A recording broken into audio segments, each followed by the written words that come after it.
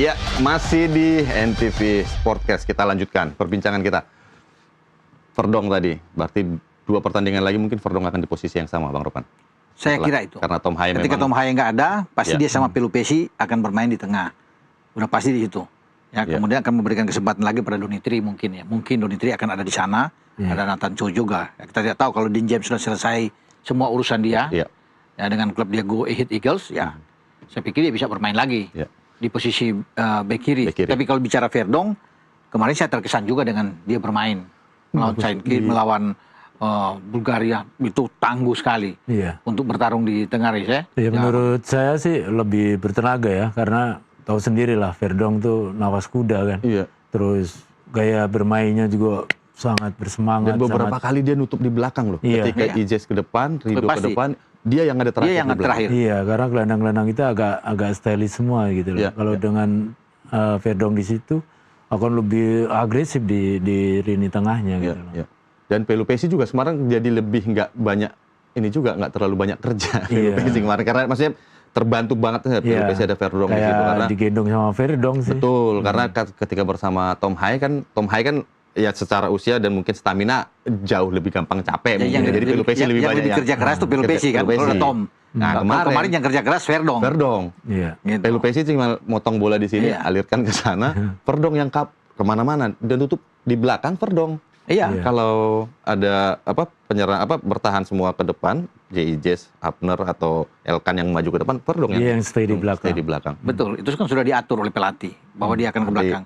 Dalam situasi bola-bola set piece kan, corner kick pasti dia akan ke belakang. Dia sama Pelupesi tidak akan banyak naik, akan naikkan belakang. Rido ke kotak penalti kalau bola-bola corner kan. Elkan misalnya, Justin, semua akan ke sana dengan Ijes. Jadi begitu ada bola balik, ya yang akan tahan lebih dulu adalah Verdong dan Pelupesi yang akan ke belakang. Karena ya kita tahu lah dia satu lawan satunya kuat, cepat. Dan lebih bertenaga juga, maksudnya lebih mentalnya juga lebih. Kayaknya sejak gabung Lille, mentalnya semakin matang kayaknya Calvin Verdong. Berani nyikat Mason Greenwood kemarin kan sebelum ke Indonesia. Iya. Kemarin juga mainnya juga keras juga kan.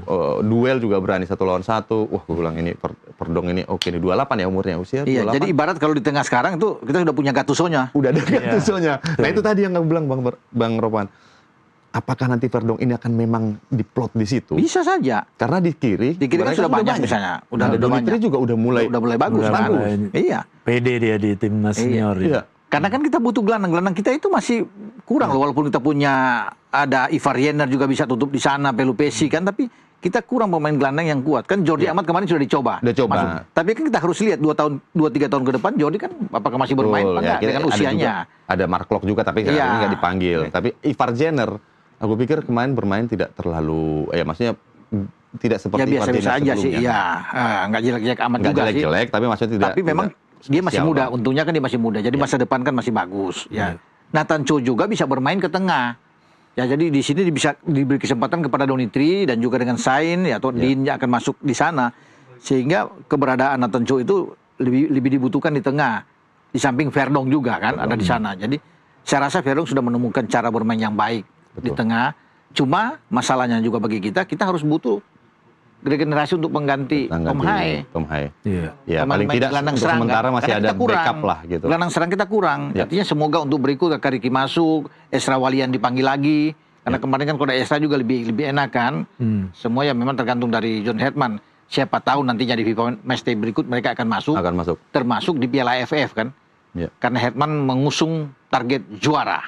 AFF berarti Juli sampai Agustus. Di saat pemain-pemain abroad kita tidak boleh bermain di sini kan? Ya, mereka udah mulai liga. Ijes, Emil Pas, Dixon, Calvin Verdong juga boleh ke sini kan? Di luar agenda FIFA. Ya kan? Jadi mereka, tapi dengan materi pemain yang ada di Liga Super kita udah bagus-bagus semua. Harusnya sih masih bisa. Harusnya bisa. Kan ditambah dengan Sandy Walsh yang ada di Buriram kan? Masih bisa bermain. Ada Sandy Walsh. Ada Sain Patinama, ada Tom Haye, Eliano Reinders, bisa bermain, Jordi Amat, Rizky Rido. Mungkin itu bisa juga ajang buat kasih kesempatan lebih banyak menit bermain buat Doni gitu. Ya, Doni, Beckham kan banyak. Ada Yakob bisa bermain, Yakob Sayuri bisa, ada Ricky Buaya bisa masuk lagi, Esra. Jadi secara tim kita banyak pemain. Tadi belakang udah aman, tengah Iya. Aman juga nih, tapi ya masih harus ada regenerasi dan yang lebih kreatif tentunya. Tapi kita harus beri catatan khusus kepada Donitri ini dalam pertandingan ini, karena memang ya oke, di pertandingan pertama dia bermain cukup baik, di pertandingan kedua juga bermain sangat baik sebenarnya. Walaupun dia main di babak kedua, dia berani duel lawan pemain-pemain Bulgaria, punya mental lah, paling tidak enggak demam panggung. Ada satu penetrasi dia umpan dia dengan kaki kiri kan hampir dipotong oleh Romani kan, sebelum dibuang oleh pemain lawan kan. Itu bagus dia, berani pemain. Dan sebelum itu dia melewatin 2 pemain Bulgaria. Ya, yang tabrakan. Iya, tabrakan sendiri. Tapi Mas Aris melihat Donitri gimana? Ya, dia kan usianya masih muda, sangat muda. Ini pemain talenta yang terbaik berikutnya ya, setelah Rido ya. Setelah Rido, saya pikir pemain muda yang penuh bakat ya, talent yang sangat bagus. Tentunya keuntungan bagi timnas kita ya, punya anak muda yang spesial ya. Tentunya harus juga pelatih harus memberi banyak jam terbang buat Doni. Jangan sampai tertutup dengan pemain-pemain diaspora. Ya, tentunya pelatih juga di ajang-ajang tertentu, contoh dengan ajang uji coba, lebih banyak kasih menit bermain buat Doni, karena dia juga butuh jam terbang yang banyak di level senior ya. Kalau di level junior dia selalu langganan lah, udah jadi pilihan utama, dari sebenarnya udah gitu bibitnya udah kelihatan lah dari. Iya, kalau di senior dia masih butuh jam terbang yang banyak lah. Ya, yang pertanyaan selanjutnya sebenarnya yang menarik adalah karena usianya masih sangat muda, sebagai mantan pemain tentu Mas Aris merawatnya ini sebenarnya, karena dia kan ini boleh dikatakan aset lah ya. Ya. Dan kita tahu bahwa banyak pemain-pemain muda yang kita anggap dulunya usia muda bermain sangat baik, tapi nggak panjang usianya di timnas senior. Apa yang jadi kendala-kendala pemain-pemain seperti ini? Atau apa yang harus dijaga oleh Donitri ini sebenarnya? Ya mungkin di klub juga, klubnya juga harus bisa menghandle dia sih, karena ini bukan hanya aset klub, juga aset negara gitu loh, timnas gitu loh.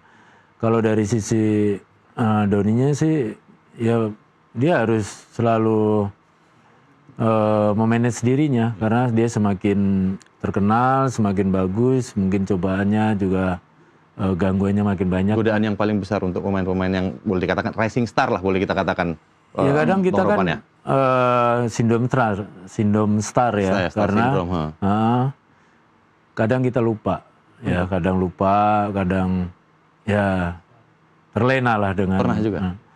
Ya sempat, tapi cepat balik karena tanda-tandanya kira-kira biar mungkin pemain-pemain kadang nggak terima dengan apa masukan, udah merasa berusaha paling lah gitu. Di latihan terlihat juga nggak sih? Mungkin telat, mungkin sering telat atau. Iya, ada attitude seperti itu pasti ada. Dan kemarin Calvin Verdong sempat diwawancara, dia menantikan Donitri main di luar katanya. Iya, karena masih muda kan, jadi kesempatan dia untuk bermain di luar sangat terbuka. Termasuk juga mungkin dengan Rido sebenarnya, ya untuk bisa bermain di luar. Karena pemain-pemain ini kan bagus. Kevin Dix bilang itu bagus Rido kalau bermain di luar. Jay Isis juga puji, termasuk dengan Doni kan. Cuma Doni harus lebih matangkan permainan dia. Jadi artinya begini, intinya begini buat Doni, jangan cepat puas. Harus belajar dan belajar. Itu. Kalau biasanya ke pemain muda sudah disanjung-sanjung cepat puas, lupa diri, nah udah susah itu. Ya udah merasa besar kan, udah nggak bisa ditegur apa semua. Jadi harus lebih humble. Tetap mendengar nasihat dari pemain-pemain yang lebih senior dari dia, dengar kepada pelatih dan berlatih terus. Ya seperti Ronaldo lah. Ya kan, orang belum datang lapangan dia udah latihan sendiri. Orang udah pulang dia paling belakangan. Ya mesti begitu. Padahal dia pemain top. Apa yang kurang? Pemain seperti itulah. Ya lebih rendah diri, ya jangan sombong, gitu fokus. Jadi meningkatkan karena dia masih muda. Kenapa John Herdman ambil dia? Saya pikir karena kan John Herdman itu kan bukan hanya menangani tim senior, dia juga menangani tim U23. Makanya keberadaan Doni ini sangat penting buat dia. Termasuk Cahya yang dia ambil kan walaupun nggak bermain, tapi banyak pemain-pemain yang dia ingin lihat peningkatan dan dia senang dengan Doni tampil begitu di level senior kan, masih pemain muda. Mungkin saja untuk di next akan ada pemain-pemain muda lainnya yang dia bisa ambil untuk bisa bermain. Mungkin Fajar Fatur Rahman yang di Persija sekarang, yang kemarin tidak masuk, kan ada beberapa yang dia ingin lihat untuk bisa bertanding. Jadi ya itulah pesan buat Doni. Tetap humble, tenang, ya berlatih terus, itu paling penting. Ya. Baik. Gitu. Ya, kita lanjutkan perbincangan lagi. Tapi udah waktunya kita untuk break. Kita akan kembali lagi setelah yang satu ini.